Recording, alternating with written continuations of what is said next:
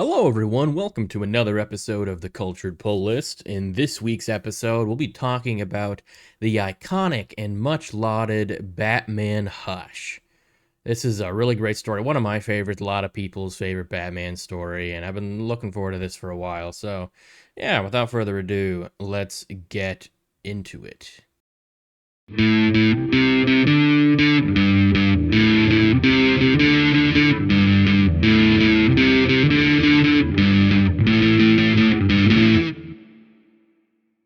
Hello, everyone. Welcome to the Cultured Pull List, part of the Cultured Nerd Podcast Network.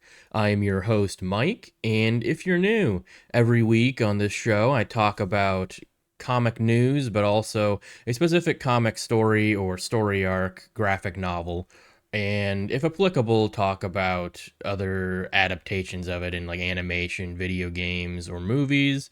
So, or TV shows. And yeah, so that's what we're going to do today. We're going to be talking about the comic Batman Hush by Jeff Loeb and Jim Lee. And we're also going to be talking about the Batman Hush movie, which is a bit controversial. I think a lot of people think it's good, like myself, but there's definitely some issues that we'll talk about later on. Before we get into that, just a couple minor pieces of news from the comic industry, mainly DC and Marvel. So, DC has announced this first crossover of 2025 called We Are Yesterday, the first major crossover of DC, and it's going to span between three different, or I guess actually two different stories, two different comic series, that is. It's going to be in the pages of Batman, Superman World's Finest, and Justice League Unlimited, and it's also going to be in Batman, Superman World's Finest 2025 Annual. And it's going to start on April 16th with with Batman, Superman World's Finest number 38, and then it's going to continue on from there. But it seems like it's going to be a big crossover that's introducing the Legion of Doom, or I guess reintroducing them. And it seems like I haven't really been keeping up with Superman the last couple months, but it seems like Lex Luthor is back to being evil, maybe. And he's gonna bring back the Legion of Doom. So that's gonna be like the main focus of this, seems like. But it does seem like it's largely gonna focus on Batman and Superman and a little bit the Justice League. So yeah, keep your eyes peeled for that. The first three parts of this six-part mini series crossover have already been up for pre-order since January 17th. So yeah, if you want to pre-order them, go ahead and do that. Next little piece of news is a new villain is going to be introduced in the pages of the new Amazing Spider-Man run. And this character's name is Hellgate. There isn't really much info on him yet. He's supposed to be like a mysterious villain, but he's obviously going to cause problems for Spider-Man. And on the screen right now is design artwork by John Romita Jr. But he basically, if you're listening to this, he basically looks like he's kind of got like this Centurion armor on, but it kind of looks like it's mixed with, I don't know, like Ares from DC, kind of. I definitely kind of see some Ares, but also, like the way John Romita Jr. Draws him, it reminds me a bit of his designs for the Eternals and Neil Gaiman's run. So yeah, looks pretty interesting. Pretty cool, I guess. I mean, this might be something cool for Spider-Man, a new villain. Hopefully he's a cool villain, but yeah, that's all the news I really wanted to cover. Let's go over the new comics for this past week. And I'm only going to be doing Marvel and DC because they're, the most popular. But, if you want me to cover more publishers, if there's interest, let me know in the comments. Well, yeah, so I'm only going to hit the highlights here. I'm not going to go over every single issue that came out, but there's Deadpool number 10, which sees the return of Wade Wilson after he seemingly died a few issues back. Hellhunters number 2. There's Marvel previews, number 41 for this month. Moon Knight Fist of Khonshu number 4. Psylocke number 3.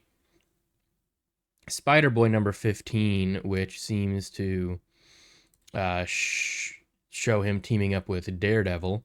There is Ultimate X-Men number 11. West Coast Avengers number 3. And X-Men number 10. And for DC, it's a little bit lighter this past week. We have DC Power Rise of the Power Company number 1. This is probably a one-shot. And then there's DC's Lex in the City, #1. I have no idea what that is. Seems like another one-shot. There's Green Lantern #19 and Superman Lex Luthor Special #1. So that's it for the new comics. Honestly, not a whole lot of them, but there did seem to be some pretty good books in there. Moving on, let's get to the nitty gritty here. Let's get into Batman Hush. Now, this is a really interesting book. I mean, it's been it's been out for over 2 decades now, and they're just now doing a sequel starting in March. Batman Hush 2 is going to be in the pages of the current Batman run, and like I said, it's starting in March. We don't have a whole lot of information about like what it's going to be, and it looks from this promo art that the Joker might actually be killed or at least mortally wounded, which is interesting. So yeah, I'm very excited for this, and what's really cool is it's all the original creative team of the original Batman Hush. So obviously Jeff Loeb and Jim Lee are returning, but everybody's coming back. The same letterer, inker, and colorist are all coming back, which I don't know how often that happens, especially when you put out a sequel 20 years later, but that's really cool. I think that's a really cool decision they made. But yeah, let's get into the book here. Let's get into the info. Batman Hush was written by Jeff Loeb with art by Jim Lee, like I already said. The inker is Scott Williams, colorist Alex Sinclair, and letterer is Richard Starkings. Oh, and I didn't mention, this was actually published in the Batman series at the time. It was published between Batman number 608 and 619, so it was a 12-issue story arc. And it was released between October 2002 and September of 2003. The story begins with Batman saving a kidnapped boy from a mutated Killer Croc, but Catwoman steals the ransom money while Croc and Batman are fighting. Killer Croc is captured, but Batman pursues Catwoman, but as he's following her across the rooftops, his grapple line is cut and he falls down into Crime Alley, mortally wounding himself. Huntress shows up and saves Batman from the criminals, and Catwoman goes and delivers the money to Poison Ivy, and it's revealed that Poison Ivy has used her mind control pheromones on her. Huntress saves Batman and brings him back to the Batcave. Meanwhile, a figure in a trench coat and whose face is covered in bandages watches. Back at the Batcave, Batman is in critical condition, but he's awake enough to use Morse code to request Alfred to get his childhood friend Thomas Elliot, who is now a world-renowned brain surgeon, to operate on him and save his life. So Tommy comes from Philadelphia and operates on Bruce, saving his life. And we see some flashbacks to Tommy and Bruce as children playing together, and Tommy's strategic mind helped young Bruce to develop his own strategic mindset. So after Batman heals a bit, he goes and interrogates Killer Croc to try and understand why he kidnapped the boy. But then Killer Croc escapes. Throughout the story, we keep seeing these flashbacks of Bruce and Tommy, and in this particular one, we see that Tommy's parents were in a car accident, and Thomas Wayne, Bruce's dad, operated on them, but he's only able to save Tommy's mother. So back in the present, Batman pursues Killer Croc because it was part of his plan to get him released so he would lead them to whoever hired him to kidnap the boy. But his tire is shot out by an unknown assailant. He still is able to follow Killer Croc to Poison Ivy's lair, but she isn't there. However, Catwoman is, so Batman saves Catwoman from Killer Croc, and Killer Croc is captured once again. After this, Batman and Catwoman share a nice kiss, and they spark a romance. And Catwoman reveals that she got some information that Ivy's hiding out in Metropolis, so the two of them head to Metropolis. There, Bruce runs into Thomas Elliot, which sparks more memories of them as children going to Metropolis with Bruce's father and Alfred, and the two kids see the original Green Lantern Alan Scott fighting the Icicle, probably the first time they've seen a superhero in real life. Back in the present, Batman and Catwoman find Poison Ivy, but she has used her pheromones on Superman. So now Superman, on Ivy's orders, tries to kill Batman and Catwoman, but they escape in these lead-lined underground tunnels built by LexCorp. Batman sets a bunch of traps to slow Superman down while he tells Catwoman he sends her on another mission. So Superman eventually finds Batman, but Batman uses his traps and a kryptonite ring he had forged to to fight Superman off, and he's able to escape out of the tunnels, but Superman quickly catches up to him. But then Catwoman enacts the next part of the plan, and she throws Lois off of the roof of the Daily Planet, and this snaps Superman out of Ivy's control, and he saves Lois. Then Batman and Superman and Catwoman use Crypto to hunt down to where Ivy escaped, and they capture Ivy. So, despite everything, Superman and Batman part ways as friends, while our villain in the trench coat and face bandages watches them. A few days later, Bruce goes to the opera with Tommy Elliott, Leslie Tompkins, and Selina. Selina not knowing that Bruce is Batman at this point. And the opera is interrupted by Harley Quinn, who starts robbing everybody. And Harley steals Tommy Elliott's necklace, which was given to him by his mother. It's really important to him. So Batman and Catwoman both show up. They're obviously there, but they change into their costumes and attack Harley. Meanwhile, Harley manages to fight off Catwoman and escape out the back of the opera house. Little does anybody know that Tommy is also pursuing her to get his necklace back. And he almost does, but Harley fights him off. And then Batman pursues Harley out to the back alley where he hears a gunshot and sees Tommy Elliott's dead body below the Joker, who is holding a gun. Batman, in a fit of rage, begins to attack the Joker, brutally beating him within an inch of his life. And while he's doing this, he's reminded of all the horrible things the Joker has done to people he cares about, like Barbara Gordon and Jim Gordon's wife and Jason. Catwoman tries to stop him from killing Joker, but he manages to knock Catwoman out.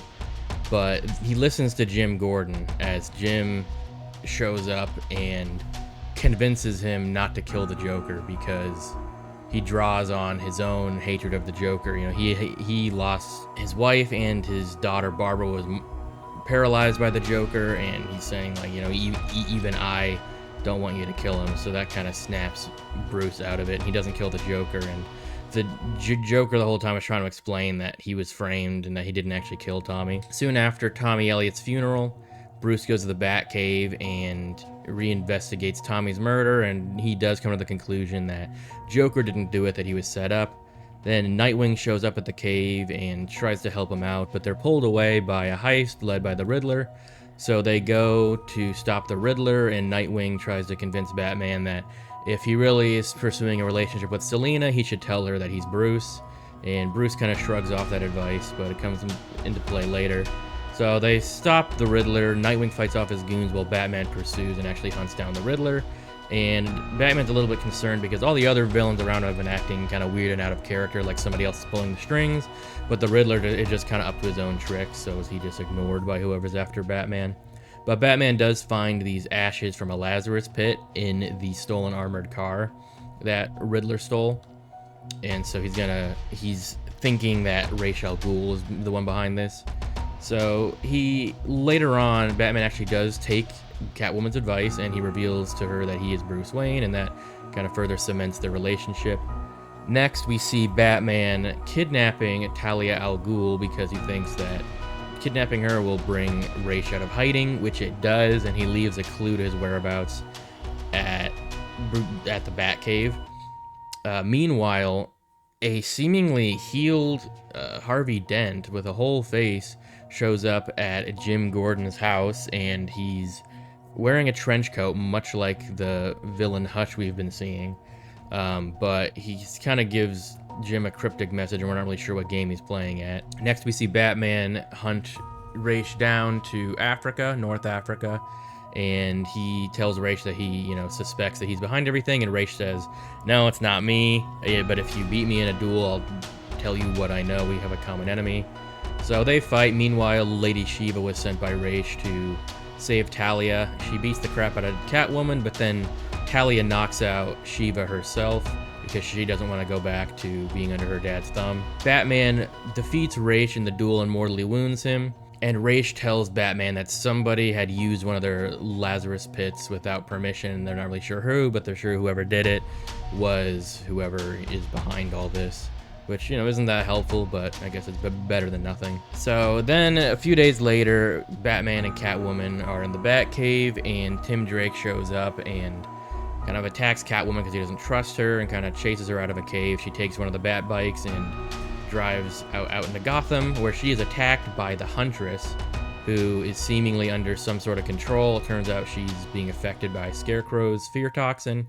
So Batman and Robin show up and they fight Scarecrow, and they end up in a cemetery, and Batman tries to get Scarecrow to confess to what happened. He puts together that Scarecrow was being used by whoever's behind everything, Hush, to profile all these villains so they can pull on their weaknesses. But then we see Hush, who apparently is Jason Todd, risen from the dead, holding Robin at knife point. So Catwoman saves Robin, and Batman tackles Jason, and they begin fighting. But it soon becomes apparent to Batman that this isn't actually Jason. He's just, whoever it is copying moves from Nightwing and the current Robin, Tim Drake, not Jason's actual moves. And in the final throes of the fight, it's revealed that it's actually Clayface, morphed to look like an older Jason Todd. Then Batman finds this device that was hidden in the Batcave computers, and he gives it to Barbara, and she tracks it down to its origin, which was Harold, who was a homeless man that Batman gave the job of fixing all his tech and maintaining his Batmobile. And at the time, Harold was mute and physically deformed, but now he can speak, and he's no longer deformed. But as Batman and Harold talk, Harold is shot from somebody from behind, and it turns out that it's Hush. He and Batman have their final confrontation on this bridge. They fight, and throughout the fight, it is soon revealed to Batman that Hush is actually his childhood friend Tommy Elliott. And it turns out he hates Bruce because Tommy actually cut his parents' brake lines and wanted them to die so he could get their inheritance.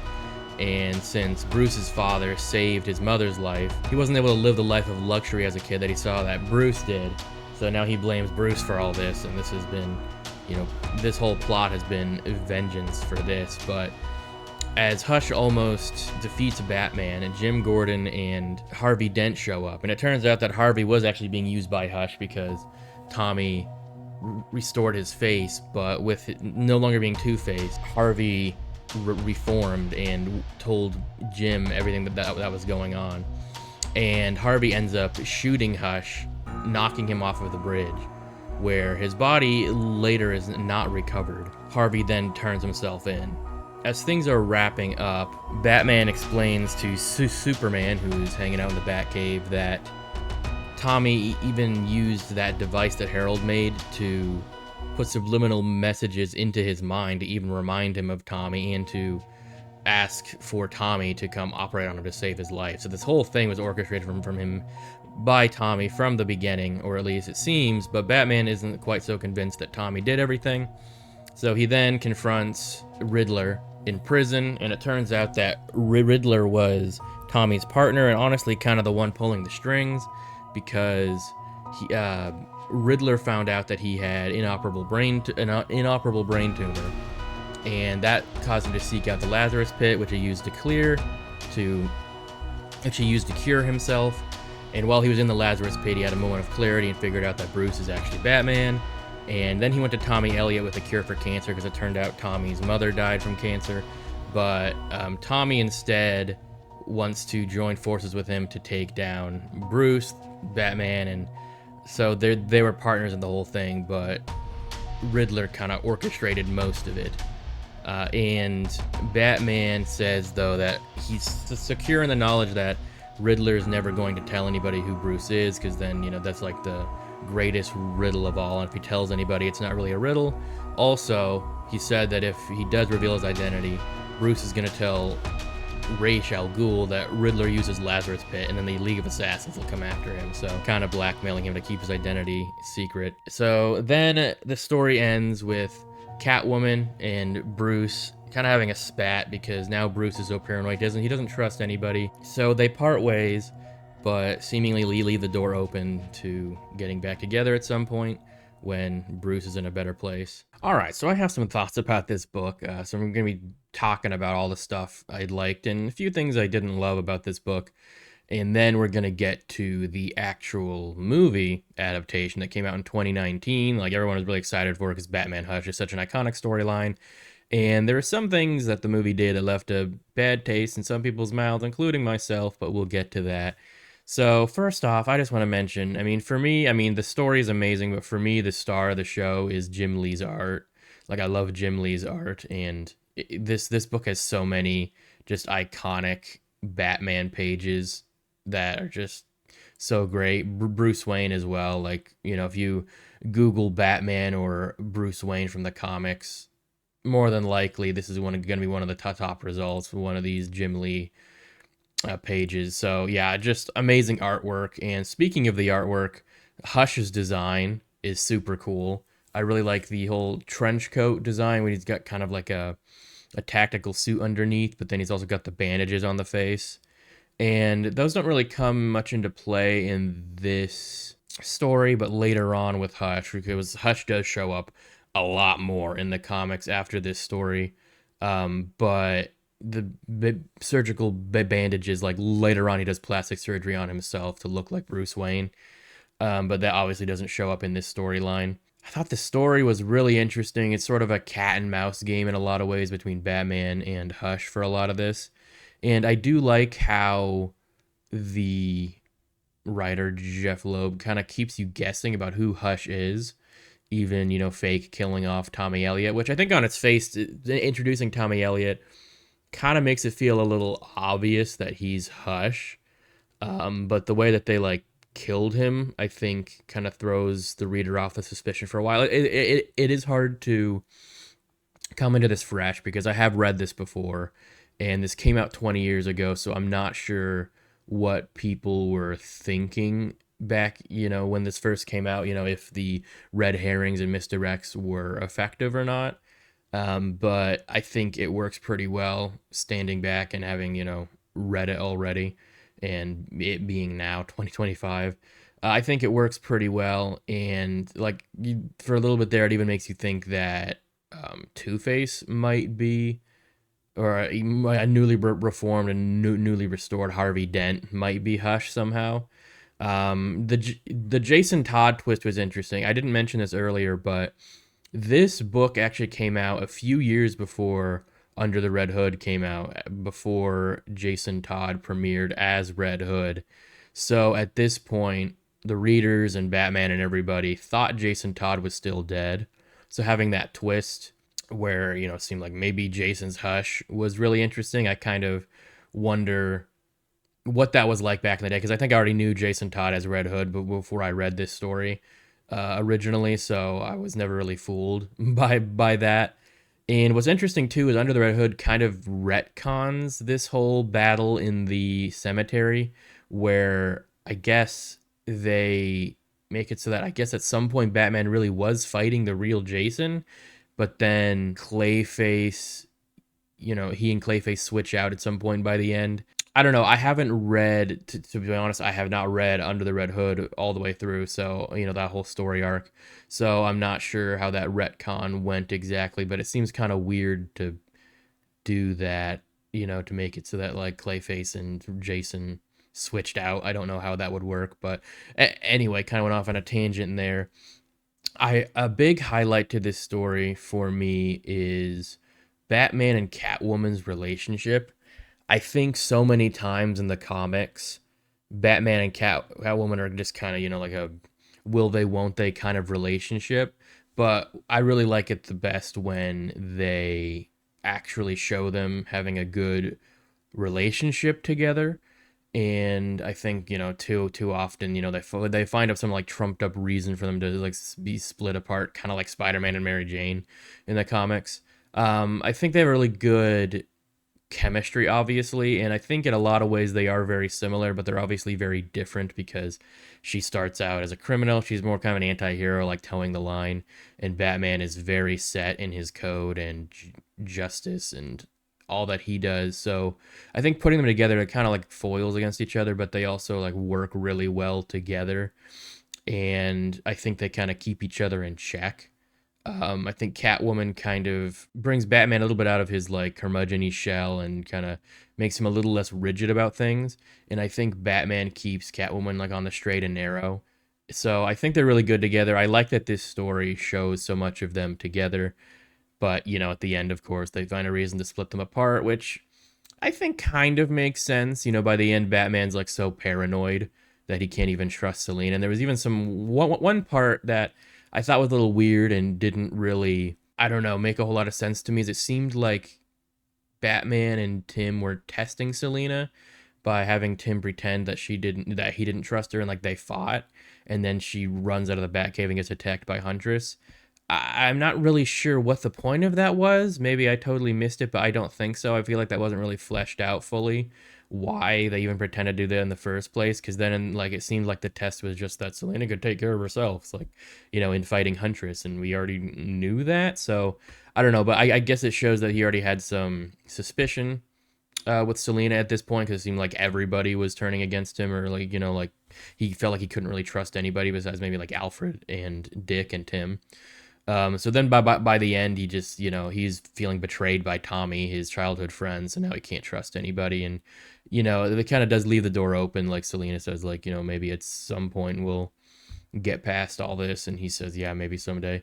So I did like that. I did like the romance between them, and I think it's very unique to this story. Not a whole lot of other famous Batman arcs have such a good romance between Selena and Bruce. I also did want to talk about this one scene I thought was really cool, where Batman's in the Batcave getting fixed up by Alfred, and Selena sees like all the scars on his body, and there's a bunch of like these flashbacks that show the different things that caused those scars. Whether it was like the Joker, Two Face, and then the one on his chest was Selena, and I thought that was a really cool scene. Not really super important to the story, but just a cool like relationship and world building scene.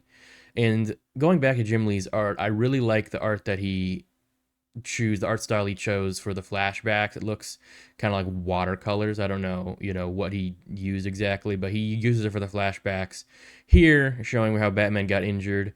But he also uses it in the flashbacks between, Tommy and Bruce back when they were kids. So I thought that was great. Overall, just a really enjoyable story. Like, you really just keep wanting to flip the pages. Really good. I like how it incorporates so many of the characters from the Batman mythos, like so many villains. I feel like it might get a little bit overpacked with characters and villains, but it is like a 12-issue arc, and it was happening in the normal, in the pages of the current Batman run. So I feel like it makes sense. They were kind of trying to make every issue interesting enough that when people picked them up, they'd be like, oh, I made a good purchase, not just like, oh, this feels like a filler issue.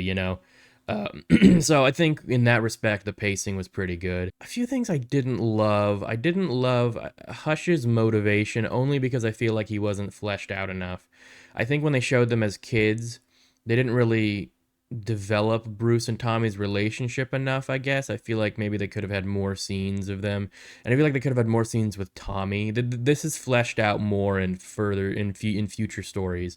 But it turns out that Tommy's dad was like an alcoholic and abusive, and his mom was just so focused on security and, having her husband's money that she basically let Tommy get abused. So in that regard, it makes sense why Tommy would want to, kill his parents and get their inheritance. But in this story, we don't really get any information on Tommy's family besides that they have money, and he doesn't seem to be around them a lot.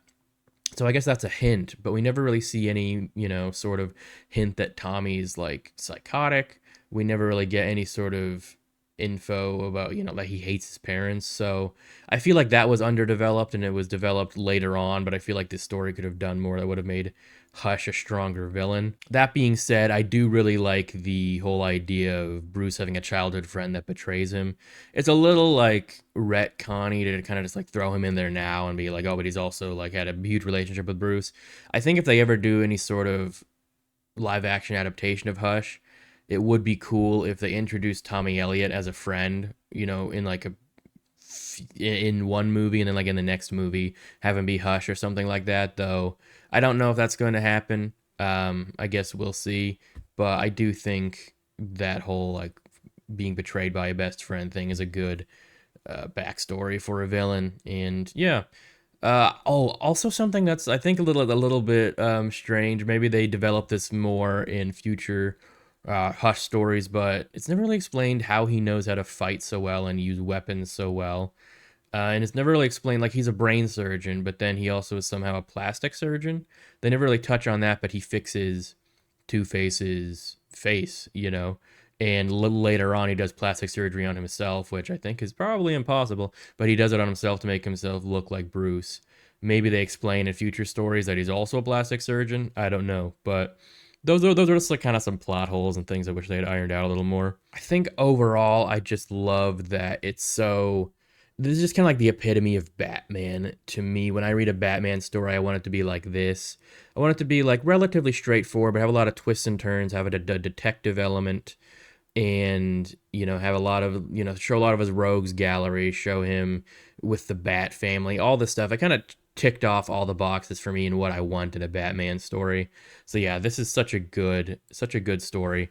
I think I'd probably give it a. It's really hard because it's so iconic. You want it to be like 10 out of 10. I'd probably give this, I don't know, a 9 out of 10. Yeah, I'm gonna stick with a 9 out of 10. I was gonna say an 8.5, but it's just so good. It deserves at least a 9. So let's move on to the movie adaptation, the animated adaptation of Batman Hush that came out in 2019.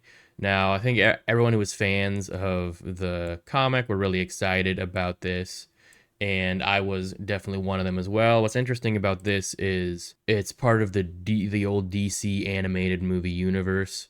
So, and this came rather late in it as well, because I think a couple years later they rebooted everything.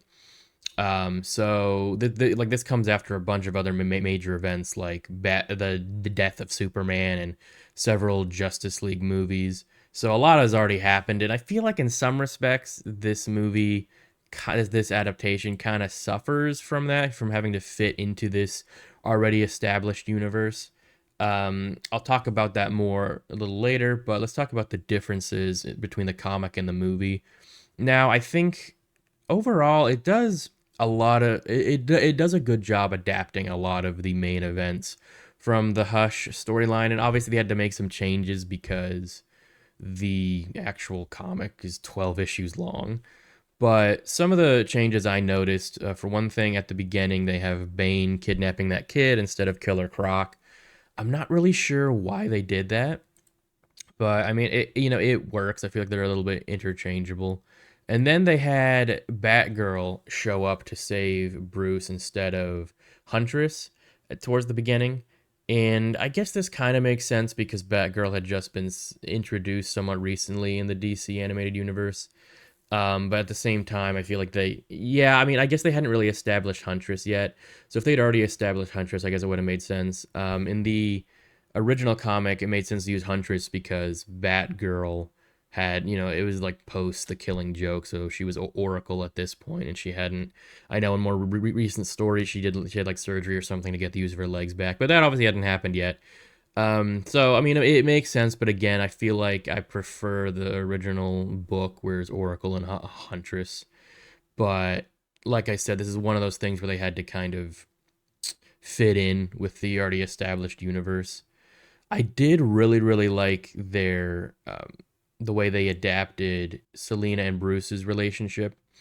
I think they did that a lot better than, honestly, I think they did that better than the book. They spent a lot more time on it. They developed a lot more scenes with them. And I really liked how they showed them teaming up as like a crime fighting duo. I really liked that a lot. I think they did a really good job with that. And they did a really good job with the whole Superman bit, going to Metropolis and having Superman controlled by Ivy. I think the change between having, kryptonite brass knuckles instead of the ring, I think the ring is more aesthetically pleasing, but it kind of makes more sense if you're going to actually fight somebody to have, brass knuckles made instead of a ring. But I guess in the comics, maybe the idea is he didn't have enough kryptonite to make that much. But now the biggest change is the most controversial, the most divisive. In the end, Tommy Elliot does actually die. Like his whole inclusion in this story was basically just a red herring for and really only for people who had read the comic, which are a lot of people, but I don't think these movies are exclusively for people who read the comics. So it turns out that Riddler is actually the one behind everything. And as we know from the book, he was one of the main masterminds, but it was more of like a Hush Riddler team up. In the movie, it's like really Riddler pulling all these strings, and he literally is Hush. I think if this movie didn't have any ties to the comics, that could be interesting. But number one, it totally just like takes Riddler off the board forever. It just kills him off. Taking Hush away from Tommy Elliott is basically eliminating a whole other character. I mean, it's like taking Red Hood, and obviously we know Red Hood is Jason Todd, but it's like saying Jason Todd's actually dead still, and Red Hood is actually just a persona of the Joker again, or something like that. Maybe not the best equivalency, but it really is just like taking a villain and just making it another persona of an already established villain. I still really don't like that. I didn't mind it as much rewatching this movie. And I guess kind of having Riddler turn into this like psychotic criminal mastermind now that he's gone through a near death experience and feeling like nobody takes him seriously. It I can kind of see how it could work maybe on paper, but I feel like it kind of betrays a lot of what the original Hush comic was intended to be. And just having Tommy Elliott in the story was kind of pointless, except that he was in the comic and people know of Tommy Elliott from the comics, so they're expecting him to be Hush. I think it would have worked better if they had just done a straight adaptation, because I mean, you have the same issue if you're doing a movie adaptation, say, the animated Under the Red Hood. Everyone who's read the comics knows that Red Hood is Jason. And like I said earlier, like imagine if they took that and in the end the twist is like, oh, it's not actually Jason. Jason's really dead. It's really just been like the Joker the whole time. It just doesn't it kind of, even though it might be a bit obvious who, the main villain is if you've read the comics or even if you just, deduce stuff, it kind of takes away from the story. You're changing. Like I would get this if this was a live action adaptation, it would probably be more controversial. But I would kind of understand that because usually in live action adaptations they change things around more to fit a movie or a general audience. But in this, it's it's an animated movie, so there's really not a whole lot of reason to not just do a straight adaptation. Obviously tweak things here and there so that it's not just a direct like one-to-one adaptation to make it interesting for people that have read the comics, but I felt like this was a bit too far. And I think this goes into a bit, like this movie probably would have worked better if it was more like Under the Red Hood, just kind of a one-off, self-contained Batman story that didn't have to fit in with the other animated, like all the other stuff that had come before it. I feel like it just had to conform too much to that universe. So there was a lot of things they couldn't do, like they couldn't have Ra's al Ghul in it. And I know he isn't a huge part of the original story, but he is kind of important. Like he's somebody that Bruce thinks is the one pulling the strings. And there's like that big fight between them. But also it really ties into the Lazarus Pit because Riddler uses the Lazarus Pit to cure his brain tumor, and now Bruce and Ra's kind of have a common enemy, and he provides information to Bruce about the Lazarus Pit, and that it had been used, and that helps Bruce like piece together everything. So he's more there for like story purposes to keep the story moving along, but there is also that cool fight between them. But obviously they couldn't do that in this, and I think this story suffers a bit from that, not only from the exclusion of Ra's, but because they mentioned like the Lazarus Pit is like so poorly executed in this compared to the book, because Lady Shiva shows up for no reason. She's just sort of like, we're watching you, and also the Lazarus Pit's been used, and that doesn't really tie into anything until the very end when the Riddler's like, yeah, I used a Lazarus Pit to cure myself, but it doesn't fit into the story nearly as well as it did in the comic because of that, because the League of Assassins aren't really in it besides a random Lady Shiva cameo. So I feel like a few things like that here and there, really, they could have done a lot better if it wasn't supposed to conform to this animated universe. That being said, I do think it is cool to have, a cohesive continuity, and, having that Batman who had been in a lot of movies, the Justice League movies and his own animated movies, having him be part of the Hush story was kind of cool. So I guess in that respect, that was cool. And having like a pre-established Superman and Batman, and Lois Lane, Selena, Nightwing, all that stuff. But at the end of the day, I feel like this would have been better if it was just like a one-off animated movie. But I don't know. Let me know what you think in the comments. If you're watching this on YouTube, let me know what you think of the movie and what you think of Batman Hush. You better love it. And that's about it. I'm gonna wrap up this episode. I don't really have any cultured picks for this week, so yeah, hope you enjoyed this episode. Be sure to like and subscribe if you did. And if you're listening on Spotify, Apple, or any other podcast platform, be sure to leave a 5-star review. If you'd like to support us on Patreon, you can go to patreon.com/theculturednerd. And if you'd like to support the Cultured Pull List, look for our show-specific tier there. Thank you once again for joining me this week. If you want to check out The Cultured Nerd or The Cultured Pull List on social media, the link will be in the description of the YouTube, but also you can scan the QR code on the bottom left if you're watching at home. And if you'd like to check out Casual Experts, which is my other brand, we talk about horror movies, TV, comics, Star Wars, all that other stuff with a more, well, at least I kind of try to have a positive viewpoint on things. If you want to escape all the negativity from, fandoms, then check out Casual Experts. I have my own podcast and Instagram and YouTube, so you can scan the QR code on the bottom right if you want to check that out. But that is it for this week, everyone. Until next time, be good to yourselves, be good to each other, and read some comic books.